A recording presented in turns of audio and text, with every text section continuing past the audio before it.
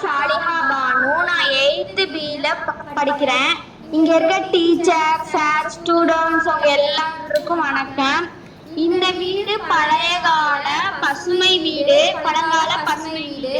இது இந்த பழைய கால பசுமை வீடோட ஸ்பெஷல் என்னன்னா, முன்னெல்லாம் பழைய காலத்துல இந்த சேவல் தான் நமக்கு அலாரமா இருக்கும். இந்த சேவல் தான் நம்ம எழுப்புறோம். அது மட்டும் இல்லாம இதை சுத்தி உள்ள மரம், செடி, கொடிகளால இங்க ஒருத்தவங்க ஆழ்ந்த உறக்கத்துல இருக்காங்க. இந்த மாதிரி வீடு கட்டணும்னா நம்ம ஆரோக்கியமா இருக்கலாம், மனநலம் சந்தோஷமா இருக்கும்.